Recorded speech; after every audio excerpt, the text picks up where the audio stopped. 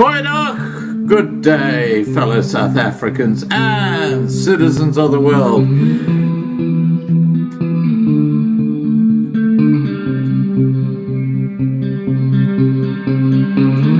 I've been looking around for salvation. I've been looking around for the truth. All around me I see frustration, and I looked all over till I found you. I sit and listen to your stories, and you're telling me, please don't worry. There's a lot in this world you should know, and love in life is where you should go. If you're looking for somewhere to go, if you're looking for someone to know, if you're looking for someone to guide you, then love in life will guide you.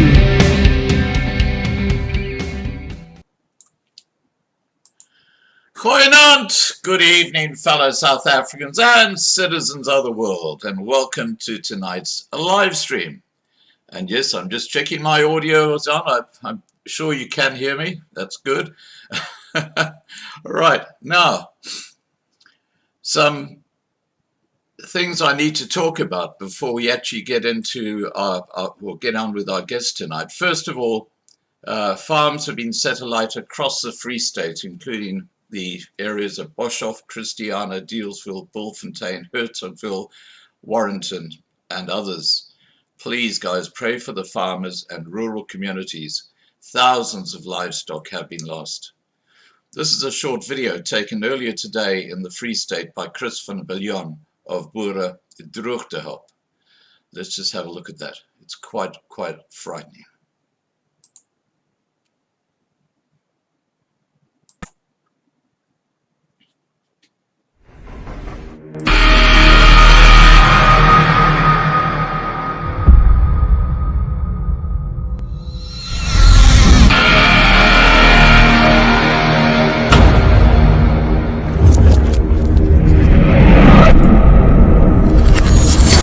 As you can see, not good.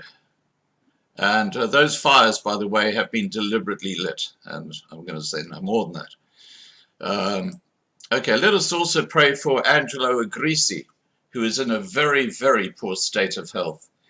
The Loving Life channel is throwing its weight behind whistleblowers in the National Prosecuting Authority in South Africa, who are providing information to me, with some startling and disturbing allegations involving Police Minister Bekesele and fraud and corruption.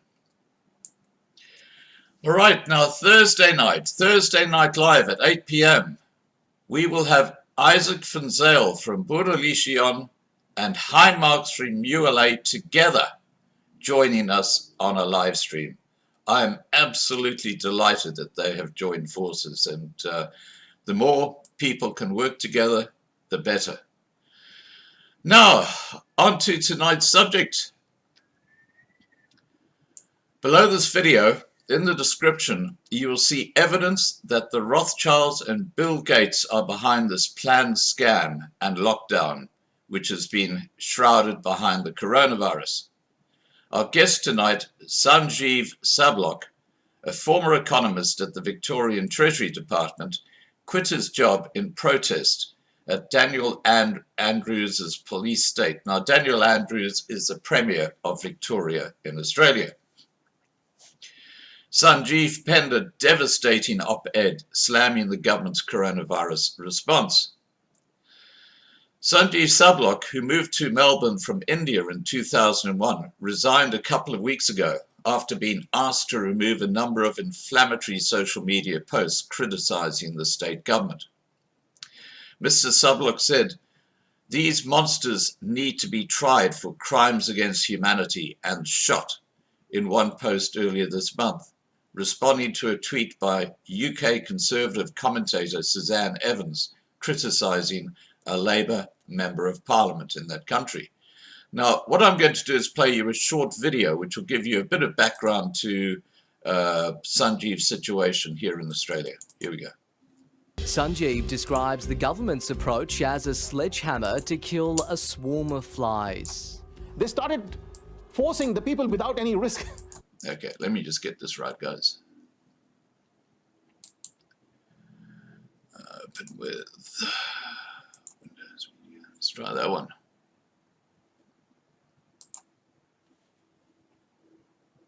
Flies.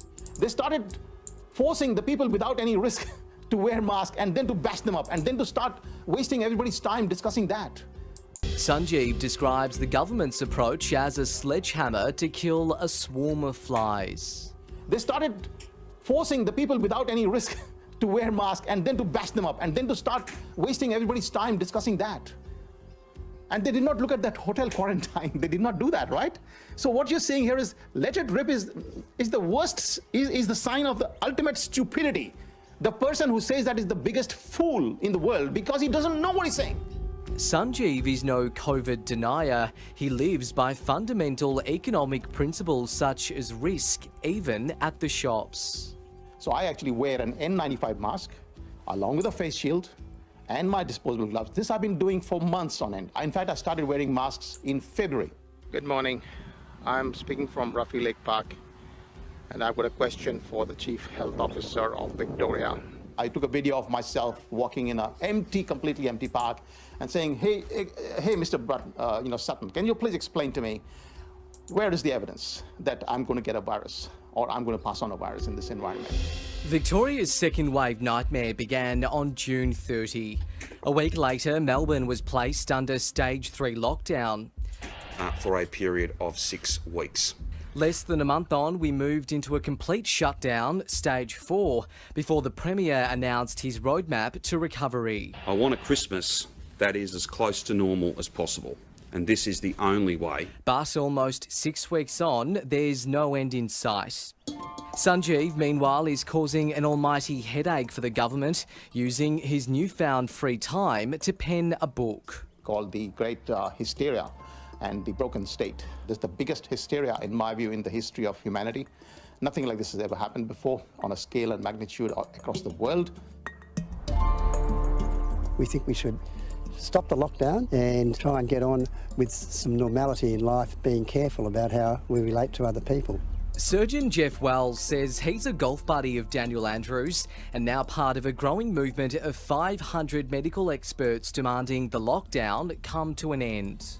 We don't think there's any scientific basis for the 5-kilometre lockdown. We don't think there's any scientific basis for wearing masks outside. It's clear the damage from this lockdown will take years, if not decades, to repair. The World Health Organization shocked us all this week when one of its advisors urged governments not to use lockdowns as their primary way of containing the virus. It is possible to decrease the harm of the virus without significant side effects. We need social distancing, hand washing, masks inside.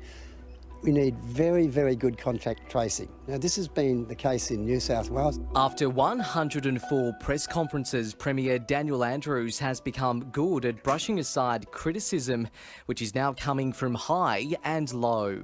If they prove to me, if Daniel Andrews can prove to me that confining me in solitary confinement inside some small place will save the human species, but prove to me that's the only thing left for him to do, to confine all of us into solitary confinement, I will do that.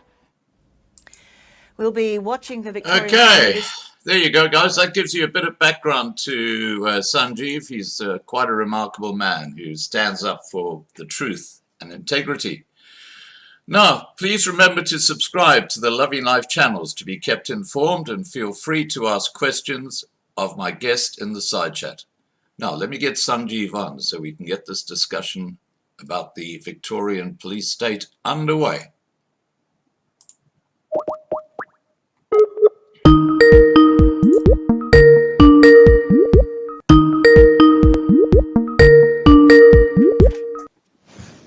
Hi, Sanjeev. Hello, Scott. How are you? Can you see me? Not yet. I just see a little icon. You won't see me because my Oh, streaming software has grabbed me. I need to switch on this There video. you go. Now I see you. Perfect. Perfect. Perfect. Excellent. Now, I've Excellent. just done a little bit of an intro to yourself and the subject and how you just stepped down from the Victorian government. Before we get into the subject tonight, I'd like to know a little bit more about you. So let's start with a bit of your background. We've both had a nomadic life, mine growing up in East Africa, schooled in South Africa, now living in Australia.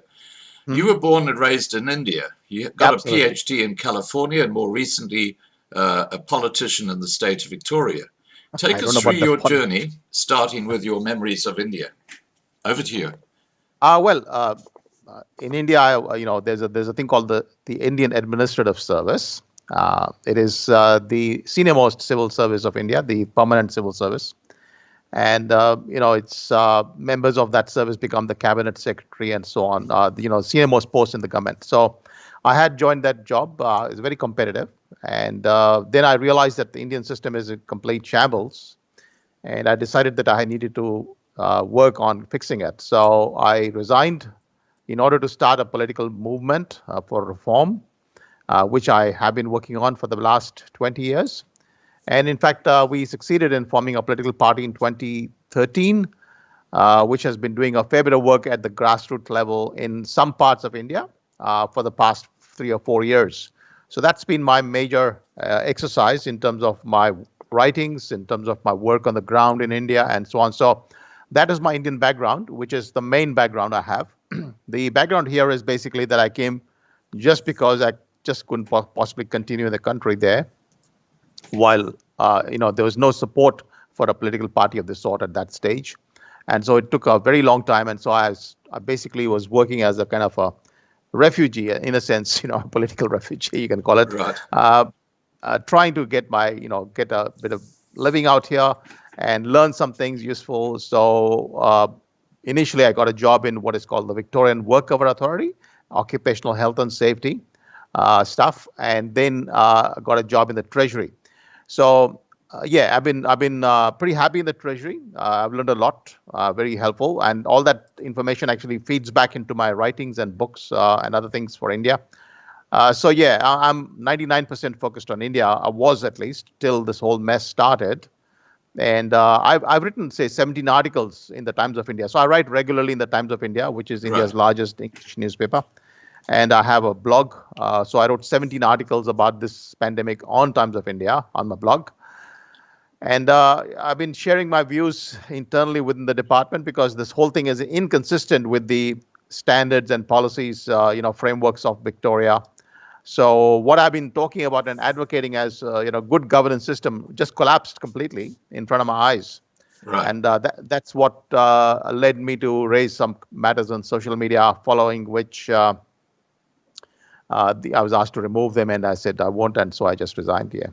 Right. And that's where you're at right now. Now, you're actually writing a book, and we'll get to that shortly. I finished the book. It's all out there. It's publicly Okay. available. We'll get onto that shortly. But let's move on to what has been a hectic few weeks for you. And what we're really talking about here is the COVID-19 scamdemic, the whole Yes. thing. Tell me your views on this lockdown. Well, the first thing is that the lockdown concept is completely inconsistent with science. So I wasn't aware of that initially. I assumed that these guys know their science. Right. But the problem with me, the reason I resisted and opposed lockdowns from day one, in fact, I wrote an email to my bosses in the Treasury on the 24th or 25th of February itself, saying that we should make sure we do not follow the China and the Italy models in Victoria. And I gave them some, remedies on what they could be doing. So I was opposed to lockdowns from a very fundamental perspective of what is called good governance, targeted policy, focusing on the high-risk category, in this case, the elderly, And I didn't know that science had actually opposed this whole idea very rigorously. Okay, so there was that discovery happened many months later. Actually, not many months later, because I came across a number of epidemiologists like Martin Kulldorff. So Martin Kulldorff was a pretty unknown character. He's the head of the not head, I think, as a senior professor in the Harvard Medical School, and he was very supportive of my comments on Twitter. And this has been going on for 6 months, and I thought, yeah, he's a good guy, and there are some others who are involved. And so I learned from these epidemiologists that what I was saying was absolutely spot on. But I hadn't had the time to study the journal articles. And in fact, there is a journal article I cite in my book which actually says this considers this issue and rejects it outright. Then I looked at the World Health Organization guidelines, and that's in 2019. And they specifically rule out quarantines, and that means mass scale quarantine, if this is called a quarantine, which it is not. So they also rule it out for flu-like viruses. So and there are very good scientific reasons why science rejects the idea of lockdowns as a remedy, because it does not prevent anything at all. The virus will spread in its own natural course. It will not be eradicated from the planet Earth. Everybody ultimately will get the virus in some form or shape. Well, I wouldn't say everybody. Not everybody always gets it, but a good proportion will always get the virus anyway. So all you're doing is you're delaying the thing, and in the process, you're causing extra harm. So Martin Kulldorff's view is that this is very deadly because it doesn't really do anything for the virus. All it does is it increases the harms to society. So therefore, science had rejected it. So when I look at it, so you look at it from my perspective, that is the good policy perspective, targeted risk-based policy. So I come from that background. And then you look at it from the scientific perspective, and they reject this outright. Then you look at it from the legal perspective, and the law doesn't allow you to do these kind of things, which is, if you look at any law in all over the world, you'll find that the laws are very specific about the need for public health measures to be really targeted, okay, and they should not be arbitrary. Now comes the quarantine issue. So I wrote I discovered this very recently because in Pennsylvania, the judge overturned the lockdowns as unconstitutional. Yeah. So I was reading that judgment, and one of the things that struck me first, I haven't finished reading the judgment. It's very fantastic. Some of the things I picked up from there. The first thing he said is that this quarantine lockdowns are not a quarantine. They do not meet the legal test of a definition of quarantine, and that's because they do not apply to people who have a particular a disease or virus, and they also have no duration. Like normally, any virus or whatever will have a 2-week or whatever duration. You let people go; they're free after that. Now, because it doesn't meet any, so then the fourth question would be maybe ethical. Is there any ethical, reason why we should have lockdowns? And I looked at I studied the philosophers on internet as well as a few others, and no, the philosophers are very clear. The ethics is very clear. This is unethical as well. Okay, so because you're harming others in the process, so that's why the ethics comes in. So you look at it from the economic perspective, the scientific perspective, the legal perspective, the ethical perspective, and so lockdowns are completely a no-no. They must never ever be implemented in the world ever again, and that's the concept that I've detailed in my book. Right. Now, I just want to say that the World Health Organization came out recently and said that lockdowns is the wrong way to go. They actually said that. And this is the organization that back in March was the one that said, oh, we got to go in lockdown. So they've done a 360-degree turn. Scott, Scott. I think this is a huge misunderstanding about the World Health Organization at a lot of mainstream media because they don't bother to study the issues. So what's happened here is the World Health Organization's own representative in China made it very clear, and I've got that in my book, a very clear statement that this is not recommended, the lockdowns are not recommended by the WHO. So the World Health Organization own guidelines of October 2019, they're available on the internet. They're very clear that these are not recommended under any circumstance. That's the language they use, under any circumstances, okay? And so that's where the WHO's original position is and continues to be the position, which is their published position. Now comes this character called Tedros. He's an Ethiopian. He's a communist. He's potentially a member of a banned outfit at one stage of his life. He's the director of the World Health Organization. Yes, the director general. He's basically a guy who is a very problematic character. I call him a criminal in my Twitter account after having discovered that this guy basically cooked up And he's very much a communist character. So he's very influenced by China. Somebody's even telling me, I haven't confirmed that China was very instrumental in getting him to become the head of the organization. This is a political organization at the end of the day. All UN organizations are political. So to get that role is a political exercise. So he must have got some support from the communists, and that is China. Leaving that aside, the point is that this guy cooked up new science. If you call lockdowns science, then it is new science. He cooked it up on the run when all his guidelines, all the research that underpinned the WHO's guidance, all across the entire website of the WHO was very clear. Its own representative in China said that this is not recommended. Okay, so now we come to this position that WHO has been hijacked by Tedros rather than WHO being, and there was nobody, unfortunately, in WHO, there's nobody like a whistleblower like me or somebody who comes out and says, sorry, Tedros, you're doing the wrong thing for the whole world. And he actually caused so much harm because initially, by the way, he himself was against the lockdowns. You notice some of the comments he made initially, not very supportive. And later, he supports them. And that support for a Chinese exercise, and by the way, the Chinese were drumming up a lot of diplomatic support, and I've learned more and more about this as I read the stuff. So the Chinese were putting a lot of pressure that their particular approach is correct, which is actually wrong. It's very draconian, it's unethical, it's, as I said, all unscientific and so on. So WHO comes out, not WHO as an organization, but this character comes out in support of lockdowns and causes so much chaos and mayhem. And even till today, people think that WHO actually supports lockdowns. They do not. And my book makes it very, very clear that WHO is completely opposed to lockdowns from day one and would never have this would never have happened had there been anybody else apart from Tedros. So Tedros is implicated directly in my book as one of the people who's enjoying the complete collapse of the West, because, you know, these communist characters, for them, there's nothing better than the destruction of the West. Okay, so right. He's therefore sitting on the sidelines, very happy with what he's done.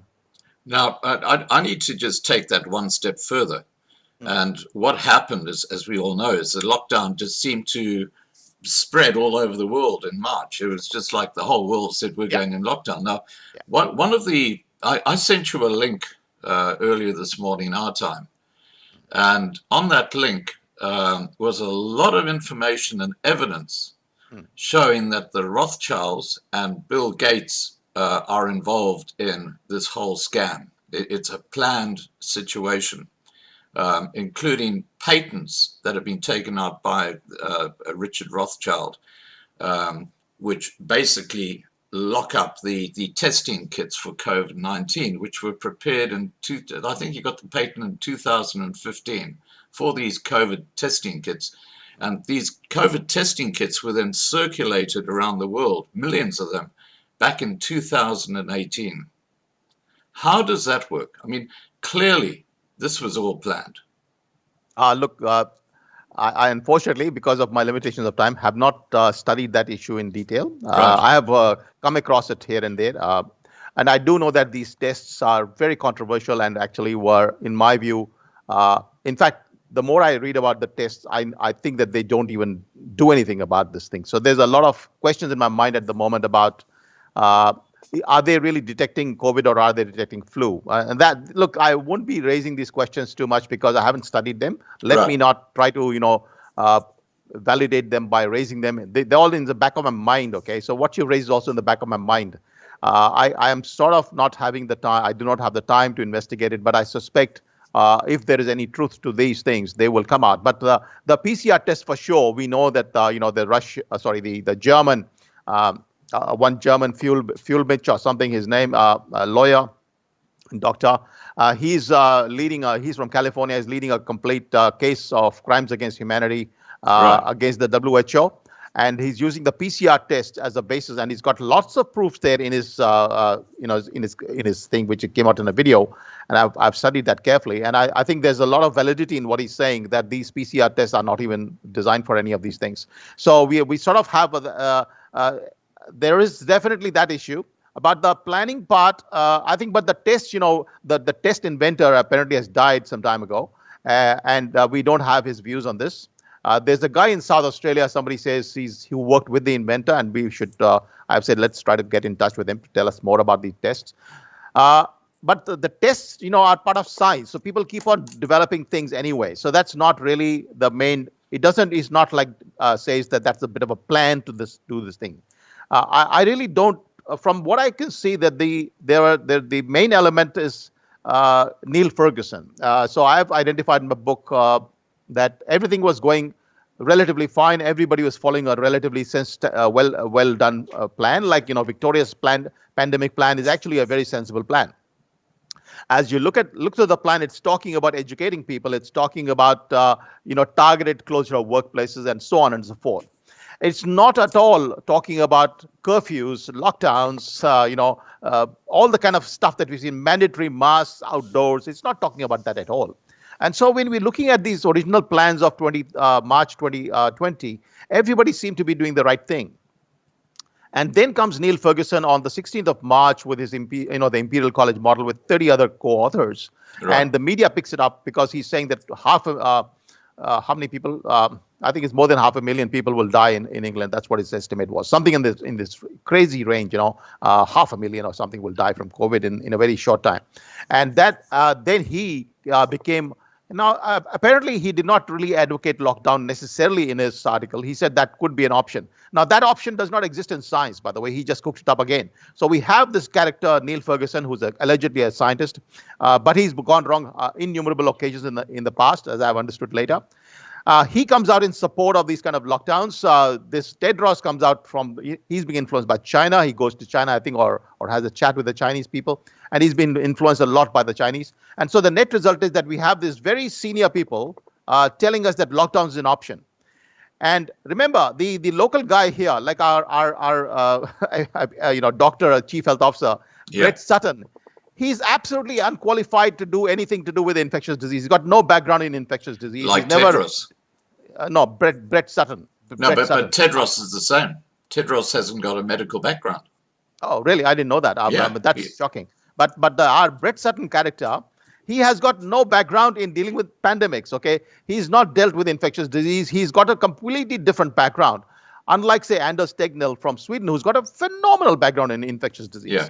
So this whole thing that these guys were ignorant. So we look at the situation where these guys are ignorant. So Brett Sutton doesn't know his science. He doesn't know what he's talking about. There are people out here who are the modelers and mathematicians sitting in the University of Melbourne and Grattan Institute. They're busy cooking up models as well. And they got this crazy model that all of them went wrong.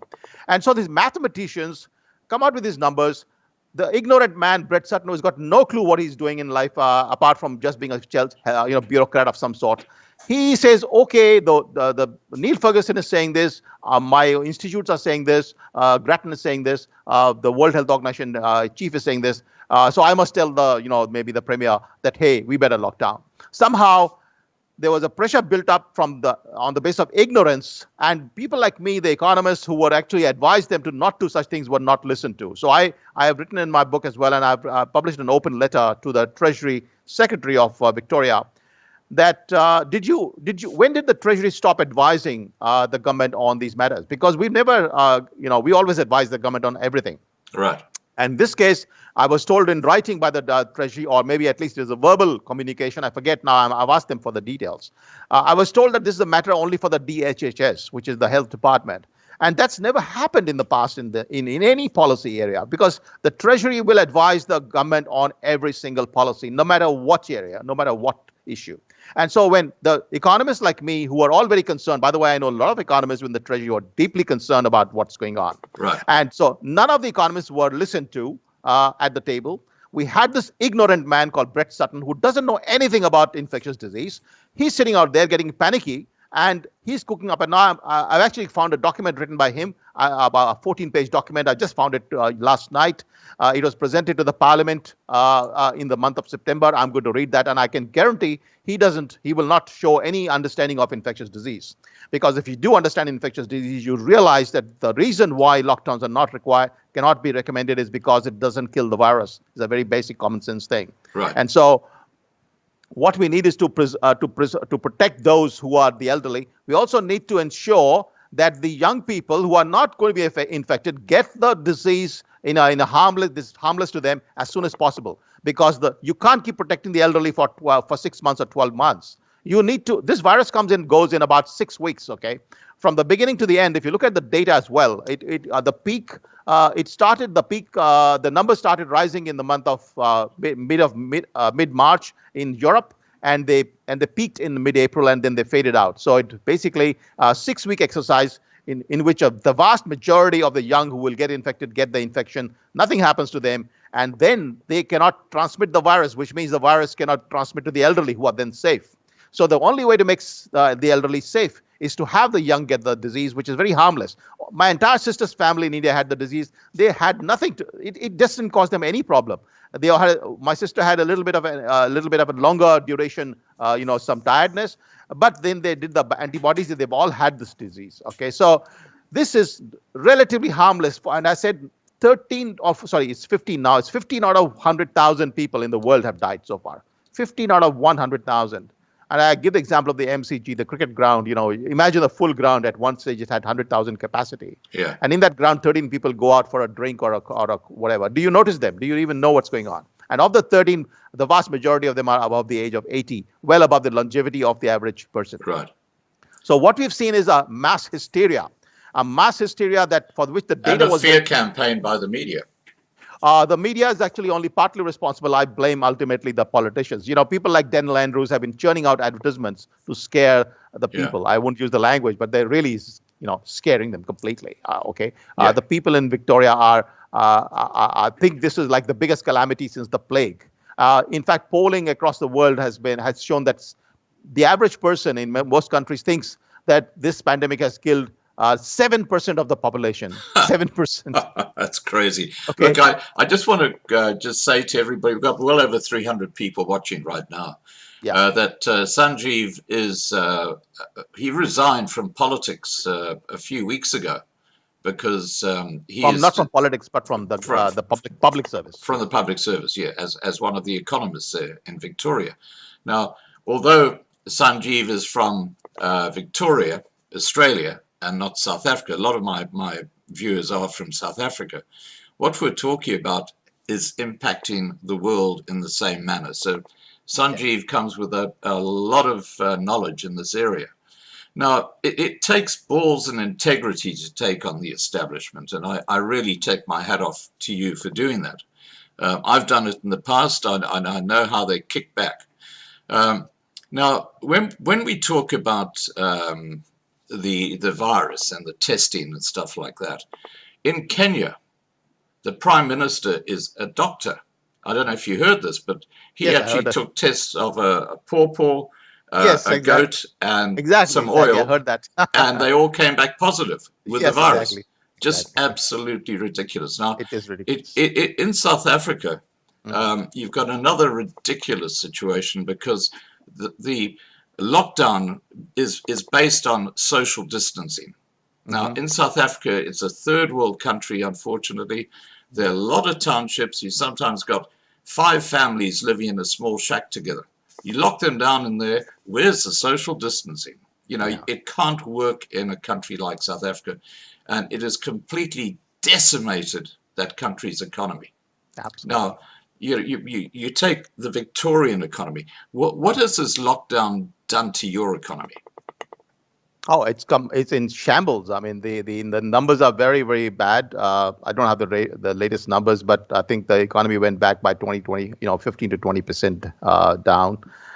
So some parts of the economy continue to function. The knowledge economy, workers sitting at home, the logistics and transport and warehousing, but the small business, particularly the retail sector, the tourism industry, which is very big, the education sector, they've been absolutely hollowed out. So we have a vast, number of unemployed in Victoria. In fact, at the moment, it's the highest in the country because other states, they're starting to get back to work. But in Victoria, we've had a very dramatic increase in unemployment for a very long time. Now, the economic aspect, by the way, Scott, I do not really much emphasize in this case. And I think the economic impact would occur anyway, regardless of which policy you undertake, because people will be reluctant until the virus goes to get back to normal. And so it's not the government that actually necessarily causes some of that harm. But the biggest harm here, Scott, is the mental harm and the harm to the health of people from the terror. So there's a guy called Eamon Mathieson. He's a doctor And he's started a thing called the COVID Network in Victoria, and I think it's Australia-wide, where all the concerned doctors, hundreds of them, have written to the Premier saying that you're basically terrorizing the people, and these people aren't going to the GPs. As a result, they're not getting themselves tested for the cancer and heart disease and other things that they have, which then are going to lead to very dramatic consequences down the line. And I fully agree with that, because I've had a personal experience with cancer, which actually was detected only through this particular testing process in a timely manner. Right. If you don't, do the testing properly, I wouldn't be here, for example, if I hadn't done the testing. So we're talking about the critical need to not create hysteria. So if you look at Anders Tegnell, he actually he's managed Sweden in such a way that no one is terrorized. Okay. Yeah. So he's ensured that everything works as close to normal as possible, because he realized that public health is not just about the death from a virus. Okay, it's about death from suicide. It's from cancers. It's heart attack and other obesity is a good example. I think by forcing people to stay inside for such a long time, 23 hours a day, were locked inside, basically imprisoned, and people can't go out. They don't feel like going out with a mask on. I don't go out much with a mask on. It's a terrible thing to do that. So the obesity issues, which ultimately lead to the chronic disease. So we basically multiplied, and not just minor, we multiplied on a dramatic basis all these other things that are health matters. So I'm calling these, by the way, each person, even a single additional person who has been killed by these lockdowns, is a murder or a manslaughter or whatever you call it, homicide. I don't know the word, but it's a crime. Okay, so I'm in my book explaining clearly to the people, to the world, and I'll be making a petition to a complaint to the International Criminal Court that these are all these. In fact, in my book, I estimate about a few million people across the world would be killed by these lockdowns. Yeah, it's like a war, isn't it? It's an absolute chaos out there, and particularly for the poor, as you rightly mentioned. I mean, this is so deadly for the poor. Yeah. The reports have come out from the world, from various organizations across the world, telling us how deadly this is for the poor. So the idea that these policymakers have completely lost their sense, they've gone berserk, is the word I use. Is this idea of the broken state. What's a broken state? It's not just the broken state of Victoria, but the government system across the world has failed, except in Sweden, except in South Dakota, and maybe in a few other parts of the world where there has been a sensible person at the top. But in all other places, these guys have completely lost sense of everything. Yeah. The government is supposed to look after every aspect of a human's life, which is not just a particular virus. So we've killing extra people. That's a crime against humanity. It's undoubtedly a crime against humanity. I've looked at Article 7 of the Roman Statute on International Criminal Court, and it's a very clear-cut case of killing more people in order to so-called save a few people, and they could not save them anyway because lockdowns do not save anybody. And I have to tell you, Sanjeev, what hasn't helped is that Google, which owns YouTube, for example. They have had this policy that if people don't follow exactly what the World Health Organization say in their videos, they will actually take your entire channel down. Can you believe that? Yeah, there's no freedom of speech. It is, and that has really put the blinkers on, so people don't understand that they're being misled. Now, if we look at Victoria, I've seen videos of people being tracked and arrested for making social media comments about protesting. I've seen arrests at protests in parks. You talk openly about Victoria being a police state. Please tell us what actually caused you to come to that conclusion.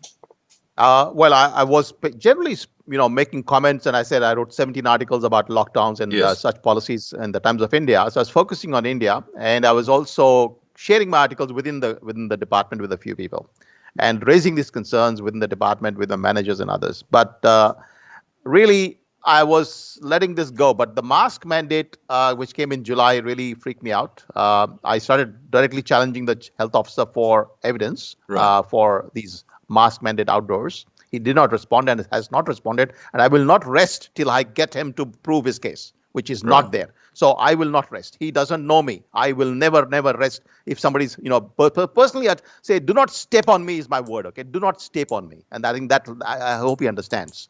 And so he stepped on me by forcing me to do things which are totally unjustified. That freaked me out quite a bit and started getting aggressive on the social media accounts. Okay, so that was the first thing. The second thing was within days of that order, because once you are required to wear this thing, which is like a very easy to see for the police, it became very simple for the police to go and catch people and beat them up. Hey, you don't have a mask. Put the mask, otherwise I'm going to beat you up. And that started happening immediately. Within a week of that mandatory mask order, outdoors, which is required everywhere, apparently, the police started getting into what the police generally do. If they're unleashed, if they're not controlled tightly, the police always, across the entire world, are a bunch of brutal people. They're very evil. I've actually called them evil in a book. That I think they're fundamentally wrong, fundamentally evil for the police to run with this particular order, which they know is illegal. It can never sustained in court because there's no justification. But they use that because they believe they have this urge to beat people. Okay, some of the police at least. And I think they've proven to me that the police is unreliable all over the world, including here. I at one time had very high regard for them. Because in India, I know the police is very brutal. Okay, it's a deadly is more like a, I don't know, more like a gangster, a bunch of gangsters than the actual protectors. That's what the police in India is. Okay, carry on.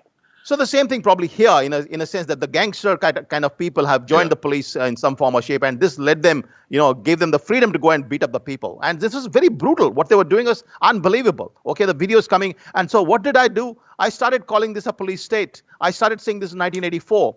Yeah. And that obviously must have come to the notice of people and my bosses and others that he's writing these things in social media. And so they said, you got to remove it. And so that's what precipitated the thing, the mandatory mask and the police state. And it continues here till today. Scott, unfortunately, nobody can go and try to do something that will, you can't probably go and question the police and ask them anything because they'll beat you up. So when I carry a mask, I wear a mask, I do something, I make sure that I'm not going to be caught by the police because I don't trust these guys anymore. I think they've lost all the goodwill of almost all the people of Victoria. The police have just ruined their reputation, which they've developed for the last, 70 years. Well, I have to tell you, you probably don't follow South Africa much, but South Africa, the police are treated with contempt by most people because they are so corrupt anyway. But the same situation where they just go over the top and they assault people and stuff like that.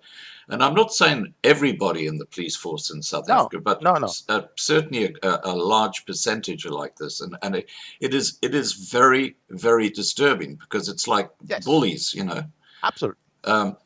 Now, talking about South Africa, South Africa, I think it's number 11 at the moment in the world when it comes to the number of infections. And don't forget that their testing has been limited.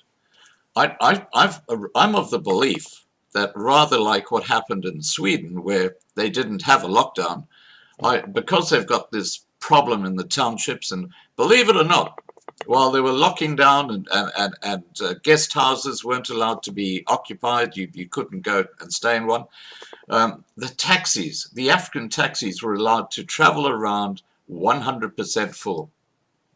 Believe it or not. I mean, that's a petri dish for the coronavirus, isn't it? Yes. And I'm of the belief that pretty well everybody in South Africa has actually had the coronavirus because, it's just spread through. And as you say, you're asymptomatic if you're below a certain age. Yeah, so it's you mild, don't know you've got it. And I think that the lockdown in South Africa, all it's done is completely decimated spread the virus. In fact, that's a very good point.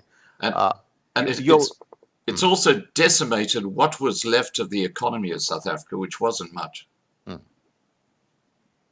Yes, the lockdowns are that's another point about the lockdowns, that they not only do not kill the virus, they not only do not spread they at the most slow down the virus spread for a short period. But in most cases, and particularly the kind of examples you've raised, and particularly like a society like India, they actually increase the spread of virus. Yes. Okay.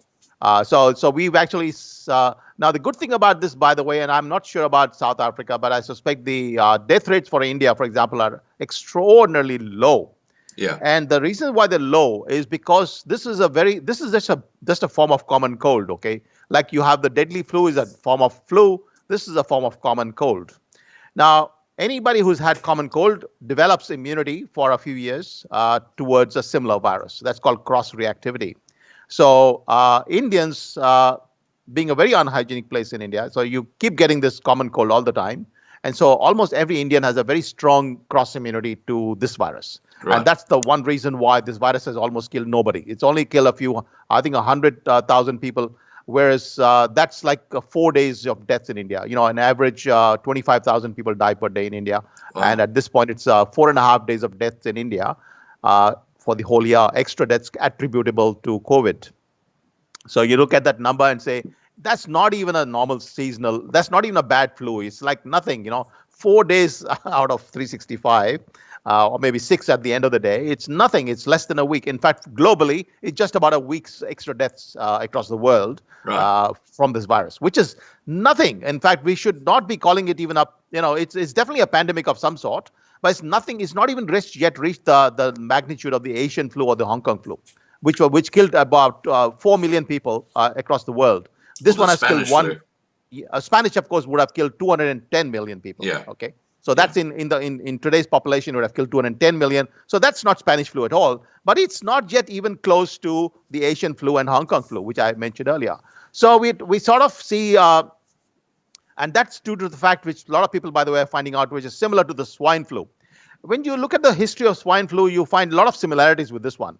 The same old organizations, the CDC, the WHO, and crazy scientists, alleged scientists, were creating hysteria across the world. Right. They did not do lockdowns, which is fortunate, but they did everything else that they could to stop the world economy and everybody's life. Now, swine flu basically came and disappeared very shortly. Now, I don't use the word disappear because it's still there. It's like, endemic to the population. It continues. But it's a very mild flu in comparison to, say, Asian flu or whatever. Why did that happen? The scientists then did the studies and they came out with a view that humans have a lot of immunity, already a pre-existing immunity to the swine flu. Yeah. That was a big lesson. And I've mentioned this in great detail in my book. That is a big lesson for all the scientists, that stop being hysterical. Look at the actual immunity that humans have already for these viruses. We have evolved over the course of 4 billion years of life on Earth. We sort of, have, as I mentioned, we have 8% of our DNA, 8% comes directly from virus. We actually have a storehouse, a directory of viruses inside our body, and the body can recognize, okay, this virus, let's go and attack it. Right. So we like an operating manual, we have a database of virus RNA inside our DNA. Okay, 8% of our DNA is actually from virus.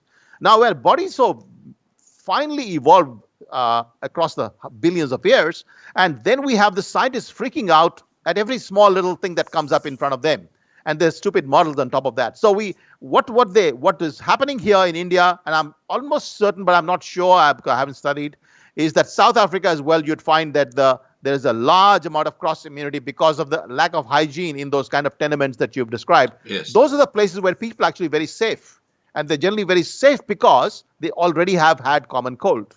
And once you've had common cold, like people who live in very big mansions, do not engage with the rest of the community, remain very high, have hygiene standards.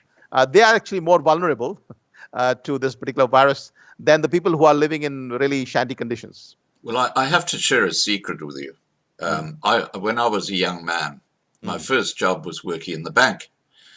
And for many years, I actually worked as a bank teller. And I had no idea back then about hygiene. And I would spend the day, in those days you counted banknotes manually. I'd be counting all the banknotes, and I'd have my lunch, which was a sandwich, and I'd just, I wouldn't wash my hands. I'd just eat my sandwich, and then I'd go back and count some more notes. And I did this for years. And, I haven't been sick since the age of 18. That's right. I haven't had the flu. I haven't had anything. I think I've got so much shit. You talked about the immunity, all these different. I think I've got the lot. I think I've got the works. It is a very, very important point you make. In fact, the Sunitra Gupta, who is the professor of theoretical epidemiology at Oxford, keeps emphasizing this point. Anybody who understands, we need those people, not like the stupid Brett Sutton, who's a complete ignoramus, okay? He doesn't know anything about viruses, but actually, the more the virus you get at a young age, the more immunity you develop. The immune system is like a muscle. It Right. actually needs a lot of training, and it also has a lot of memory. So the more you're exposed to these things in a milder form, like a mild flu or a mild cold, the better your system becomes at recognizing them. And I've explained this. There's a full chapter I've got in my book on the biology of viruses, which is something that this so-called doctor of ours in Victoria has no clue about. Very sad. Right. But that's the kind of thing that you raise, which is critical, okay? So I think it's the excessive hygiene that we have in society is also to blame for this crazy, situation where people in the West are dying out. Whereas in India, this is almost like nothing. Nothing's happened. Yeah. Yeah. No, exactly right. Now, just moving on, when we talk about the economy, do you think the world is ever going to be the same again after this? Scott, I will hark back to the Charles Mackay's book on hysterias. And I think this is the world's biggest hysteria ever in entire human history. But all hysterias come to an end. What I'm doing right now is probably talking to people who've never heard of this before. Okay, they'll be a bit shocked what I'm saying. Right. But some of them, maybe one or two of them will go and read my book, or some of them will read my articles, or some of them will think a little bit more and, look around. And so one person at a time, that's what Charles Mackay says.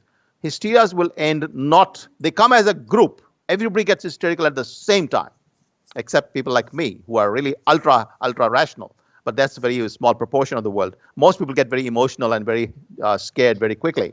But the people, for them to get down from that scare, it takes them individual effort. And that happens one person at a time. But it does happen. In the end, everybody will get unhysterical. Everybody will see that they've been made into this is the biggest scam in the entire history of the world, where they've been fooled by all the leaders of the world. Okay, and the leaders will, by the way, the backlash, I cannot even imagine the backlash these guys are going to get.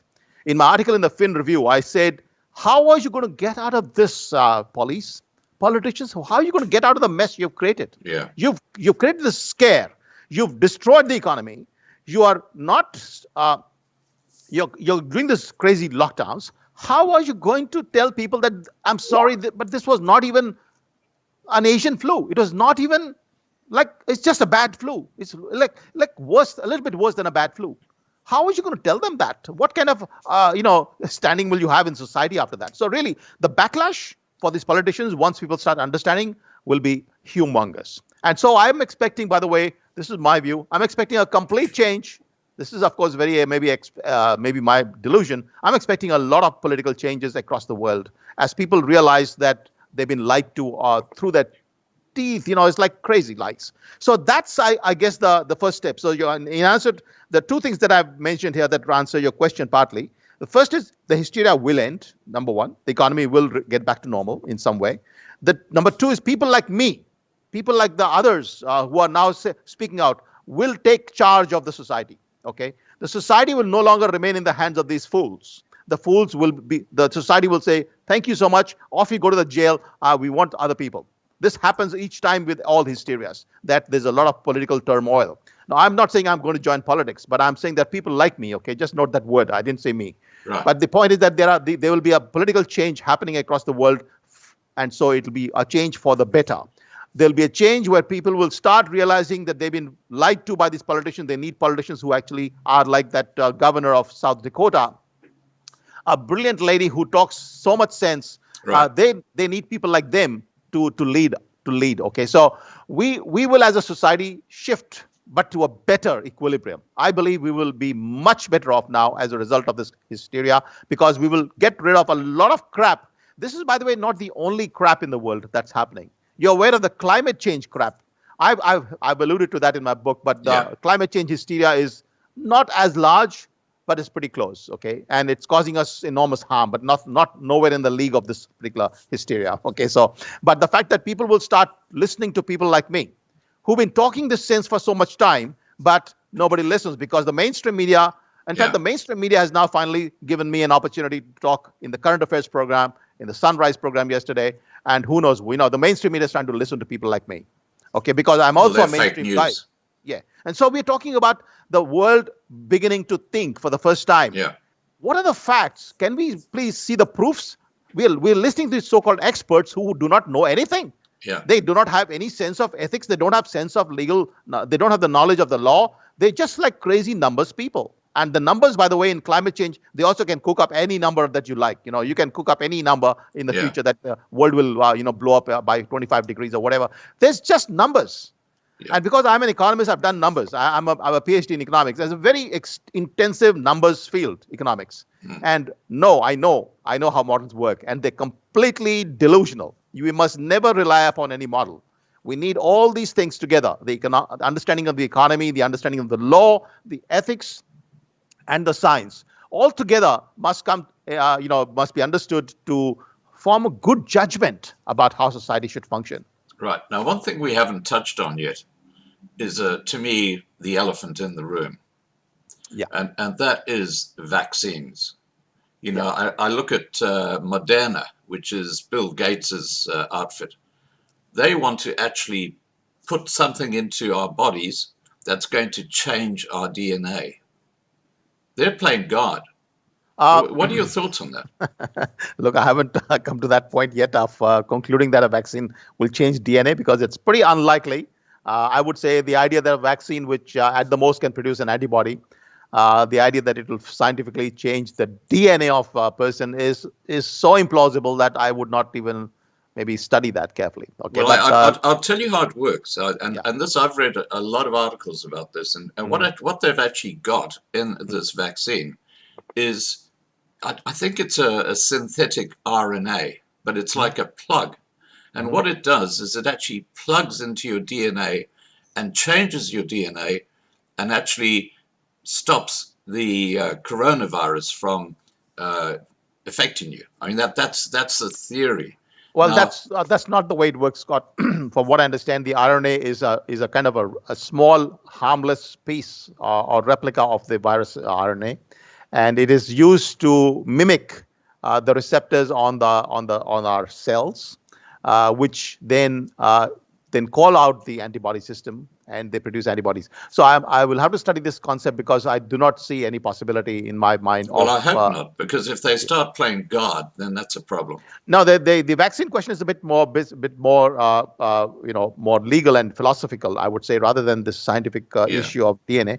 The issue there is that this, for a vaccine like a smallpox, which is so deadly that once you get it, I'm comfortable from the legal, ethical, and other perspectives to make it mandatory. Now, even me, a person who's says don't step on me, I would be willing to have this being administered to everybody across the world if it is a smallpox. Right. And in fact, smallpox. I think everyone's had it. And everyone had it, because it was everybody agreed universally across the world that this is something we should actually mandate. Okay, but that was the only mandatory vaccine as far as I know. And the reason was because all other things are endemic to the population. They do not die out. The viruses cannot be eradicated. That's only possible if you can actually eradicate the virus from this planet Earth. Okay, right. And that is not possible at all under any circumstances for any of the flu, the respiratory viruses, or the common colds, or rhinoviruses, or whatever. So we're basically talking of the impossibility of eradication. If that's the case, then it is necessary only for those people who are at high risk to take the vaccine. Okay, so for flu shots, a good example would be the flu shot. I actually take flu shots every year. I am quite happy with taking a flu shot, because I'm saying, okay, I reduce my that horrible experience of a flu. Maybe I reduce the 50% chance of that, because remember, flu shots are only about 50% effective. Right. They do not. They first of all do not affect all the flus, because lots and lots of viruses. Flu viruses. They don't affect all of them. They only the latest a few of them that are circulating in the environment. And on top of that, they actually do not produce antibodies in everybody. All right. So we end up the situation that they're only about half effective. So when I take a flu shot, I am taking it because I choose to take it. Number one, I'm aware that it's not very effective in all cases, but I'm happy with a thing which says, okay, it's just a little prick in my body, but I'm myself, choosing that, okay, I reduce my risk of that unnecessary nuisance. At this age, flu is not likely to kill me, okay? It's only at the age of, much higher, 80 and above, that will actually kill you. At my age, it's more of an inconvenience. I don't like the, the flu symptoms. So I take it because of that. And so people should be free, in my view, for the coronavirus, which is pretty much like a common cold, a bad common cold. Pretty much, the same freedom to take it if they want it. Now, this is where things go bad. In Australia, they've created a situation where to get in and out of the country, you need to have the COVID vaccine. That will be made mandatory for everybody who comes in and out of Australia in the next few months, or maybe it's 1 year, within a year. That's what the minister, Taj, his name, the immigration minister, basically said that day before yesterday. I think that is completely, beyond. That's shocking. That's beyond the wildest, expectations of a so-called liberal government that talks about liberty. These guys have no clue what is liberty. They don't understand that they do not have a right on everybody like a chicken. We're not a chicken farm, okay? We are humans, just like them. And they need to understand that they are a paid servant, and a paid servant must not impose on the master. We, the master, will choose when we take a vaccine. And I will take a vaccine. I'm quite happy with that. But I want the choice. I do not want a mandate. I'm happy for a mandate, as I said, if everybody agrees for a smallpox, but this is not smallpox. Therefore, I think that's the biggest elephant in the room, the mandatory vaccine. About the fact that the vaccine will work or not, as I said in my book, I will wait for all the politicians to first take the vaccine. They must vaccinate their families. Publicly, they must show that they've taken the vaccine. And I will wait for 3 months to see if anything happens to them. Because I'm not happy with the trials. The trials that are happening, they're short-circuiting. Many of them are short-circuiting the animal trials. And if you're aware, the SARS-1, this is SARS-2, okay? Right. So SARS-1 virus, the vaccine failed because it failed the animal trials. And they have short-circuited the animal trials this time. And that's, to me, not on. I don't agree with that. You know who's waiting in the shadows like a evil animal ready to pounce?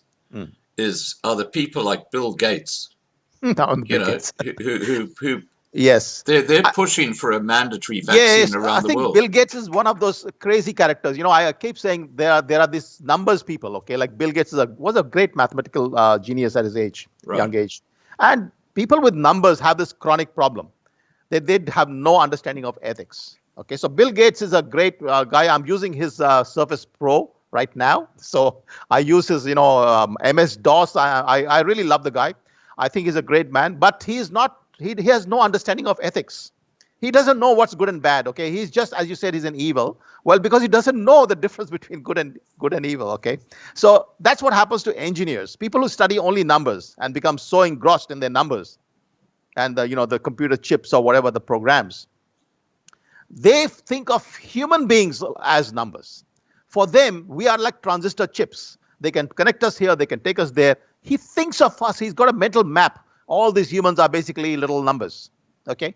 And that's what happens to these so-called Neil Fergusons and others, the modelers. They think of us human beings as numbers. I think we humans need to slap them on their face. Slap them on the face is what the word I use. It's a kind of figurative word. I'm not saying literally, please do not slap anybody. But slap them and say, get real, people. We are humans. You are human and I'm human. And just because you do some numbers does not mean that you have a right to punch a vaccine into me or to, do any like a lockdown or something or imprison me. This problem with these characters, these numbers people, is a serious problem. And they, by the way, we call the STEM education, right? The science and maths education. But the science and maths education actually can lead you to a very dangerous end where these mad scientists become, they become very rich now. Bill Gates very rich, right? He did a lot of good work. I really admire him. But on top of that, he has got no ethics. A man with zero ethics is definitely not a man, who can be a leader of any sort. So now Bill Gates needs to be taught some ethics. And in my book, I've actually got a complete section on the ethics for epidemiology.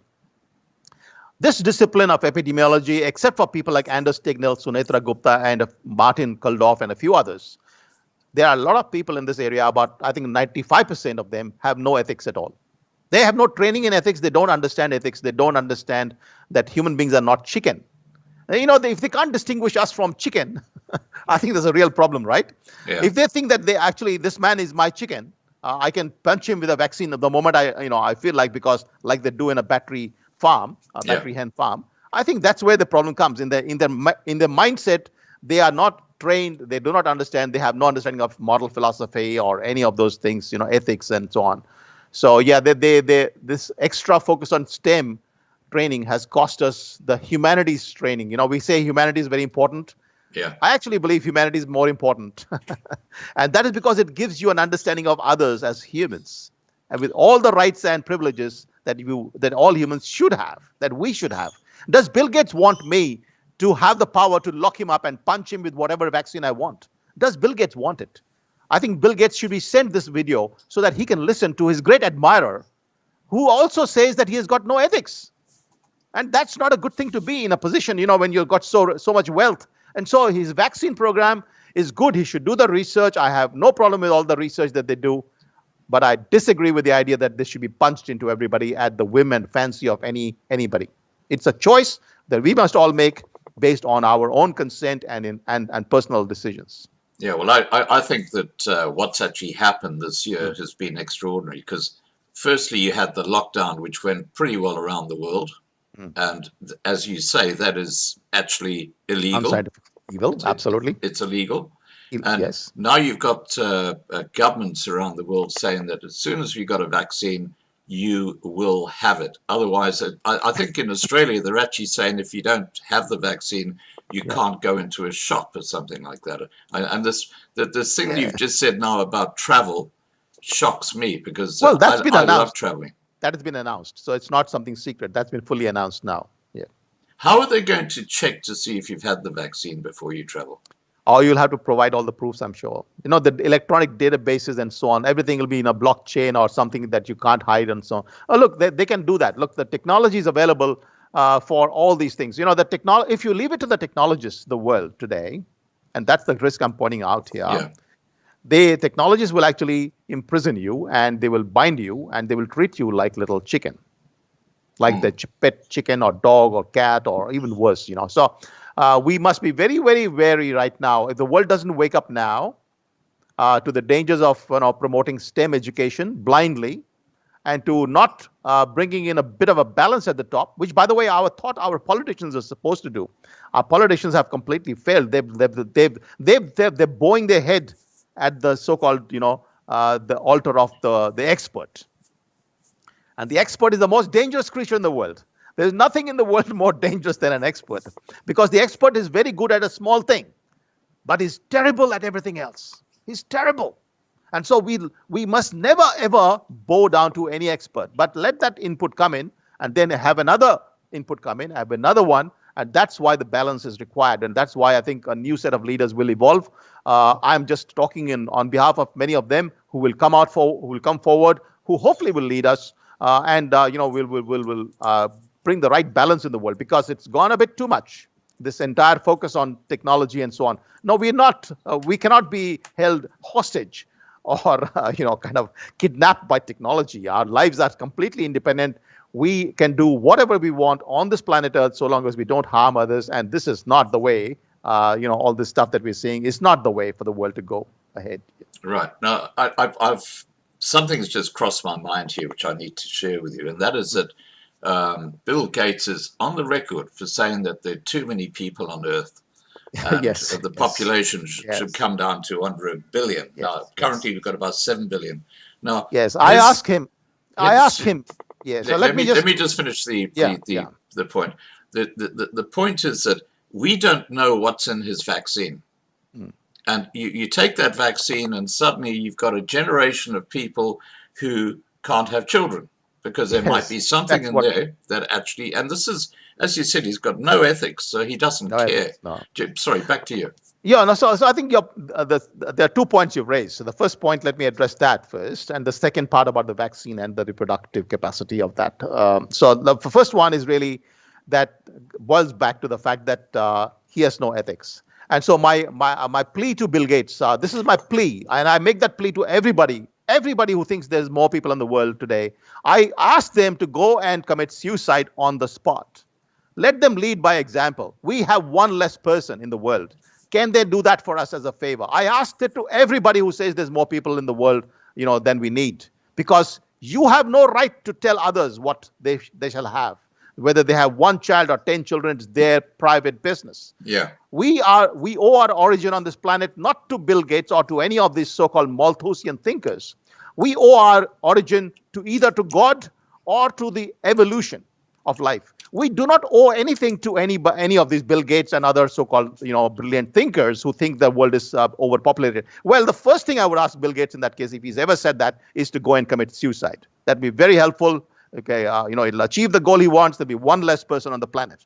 Right. Now, that said, the idea that you've raised, I've actually addressed it in many places in my writings on Times of India, is a very deadly idea. That actually is the basis of eugenics. That's the basis of all this environmentalism, and that's actually underpins. This is the neo-Malthusianism that we call.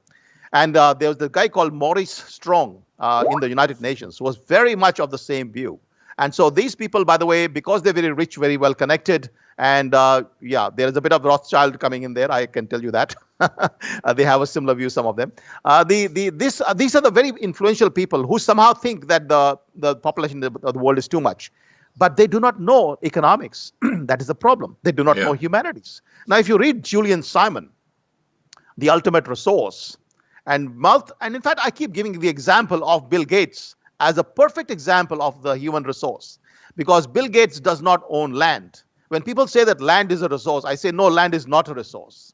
Why? Because it's the human mind that is a resource. The human brain is the resource. Okay, so Bill Gates is a perfect example of a brilliant human resource, a brilliant brain that has created so much wealth across the world. He's letting us talk right now. That's Bill Gates' work. Right. Now, that kind of a genius person should understand that it is the human mind that has created this wealth. And the human mind can solve all the problems on this planet. The human being is more valuable than the brightest or the biggest diamond in the world. Every single child, I think of the child as the brightest single star on the planet. And that child can create so much wealth and so much value, can support us all if only we support the child in developing. Right. So the value of the human being is this is the complete opposite view. You see what I'm talking about? And I don't come from a religious background. I'm not valuing life because God told us that. I'm valuing life because human life is actually the most precious thing on the planet. And so we do not have a limit. There can be no limit on the number of humans. What we do want is to support all the children. So Bill Gates should put his effort on educating the children. Okay, and first of all, he should educate himself on ethics. Look, if Bill Gates is going to continue down this path of talking about extra people, I think he should first commit suicide. Yeah. But if he's willing to do something better, which is to learn some ethics, to read Julian Simon, to read my work, for example, I've got a lot of writings on this area, and to talk to me, people like me, we'll explain to him. Just like he's very good at understanding maths, he should start understanding human beings and value them individually, every single human being to be valued and given the choice and freedom to be what he or she wants. So I think that's the first part. The second part is about the vaccination that he's developing, potentially having reproductive consequences. That, by the way, has been a kind of popularized as a myth for many, many decades. It's not new. Bill Gates has been associated with that, his foundation. And this is rampant in India. If you go to India, this particular theory is rampant, and in fact, I don't see any possibility. As I said, the idea that you can actually stop somebody's reproductive processes by a vaccine sounds to me like a very big stretch of the imagination. I don't think it's scientifically viable. And secondly, if at all any vaccine is ever approved, remember, it's not approved by Bill Gates. Bill Gates doesn't approve his vaccines. Right. It's approved by other, independent medical organizations like FDA and so on. So I would imagine that any, negative effects of a vaccine would be immediately picked up. So I don't think Bill Gates should be blamed for that, because that's probably a myth. But I think Bill Gates should be very much blamed for talking against, the world having extra population. Then he should first of all commit suicide, and then I'll be very happy to know that he's really serious about what he's saying. Right. Now, just talking on this very same subject, you must have heard of ID 2020. Have you heard of that? I'm sorry, I haven't heard of it. No. Okay, well, I'll send you a YouTube link after our live stream so you can have a look at that. ID 2020 is a plan by the New World Order to chip every single person on Earth. put a chip inside us. And their argument is that by doing that, people who don't have the identity or something like that, they can't get a bank account, the poor people, you know. So this is going to create equality around the world by people having this chip, which will recognize them and all that sort of stuff. Now, have you heard of that theory? Oh, this is the general theory has been going on for quite some time, right? This is not new idea. The idea is very old. But the fact that somebody else come out with the ID 2020 or whatever, I think this is the same point, exactly the same thing that I've been alluding to, that these technological people who have got zero ethics, who don't understand the difference between right and wrong. By the way, many of these IT people in the Silicon Valley, they support a guy called Narendra Modi. I hope you know who's Narendra Modi. He's the Prime Minister of India. Yes, of course. The Prime Minister of India, this man is the ultra dangerous criminal. He's directly contributed to the killings of 1,000 people while he was the Chief Minister of Gujarat. But in addition, he has been supporting the lynching of innocent Muslims across the country for the last 5 years or 6 years, or more, 6 years since he's been in power. This man comes from a very rabid organization which is completely Nazist in its focus. They actually worship Adolf Hitler. And I use the word. So this man, by the way, has got his greatest fans are these IT people from India who sit in the Silicon Valley. Google is a good example. Is headed by an Indian. Microsoft is headed by an Indian today. Okay, Yeah. so these people, all these Indian people, they have not had any training, and because I've lived in India and worked, and I know what's happening there. We've had so much focus on STEM education in India since Nehru. Nehru did not like the humanities. He said everybody should study science, Right. and so we became the best doctors and engineers of the world. You can go anywhere in the world, you'll find Indian doctors and scientists, and particularly not scientists, but I'd say engineers. And so computer engineers flooded with Indians. Okay, Well, but I have to say that you know, the Indian population is quite extraordinary. If you look at a place like Kerala, which I think is on the west coast and the southern part of India, that has 100% literacy rate. And you know, the intellect of the Indian population is, you know, I think they've got more PhDs in India than you've actually got students at university in the US. It's extraordinary, and I'm not surprised by what you're saying now. Sorry, carry on. Yeah, the issue there is that the high quality people that we generate in the field of technology, they are completely morons or less than morons in the field of ethics. Right, same issue as Gates. The same issue, the same. This is exactly the same. So for these guys, it is quite natural to start thinking of how technology can be used to so-called benefit mankind in some abstract way that they think is good. Okay, they think that they're doing good. Right. Let me not say that they are evil fundamentally, but they become evil because they can't distinguish good and evil. Okay, that's the difference. Like Bill Gates is not fundamentally evil, but he's not ever been taught the difference between good and evil. His father probably failed it. His family failed it. His education system failed to teach him the basic difference. And so finally, he's reached a point where he's starting to say that population is too much. Well, that's you raise up such an important point. That this is such an important point. You know, they're teaching the kids in schools today about sex education, about LGBTQ and all this sort of stuff. Shouldn't they rather be teaching kids about ethics in school? Oh, yes. Oh, yes. I am such a big fan of moral philosophy, ethics of all sort. I went to, by the way, a school at a time in India where they were the missionary schools. And we had a brilliant principal who later retired and went to USA. And I've been in touch with her since then as well.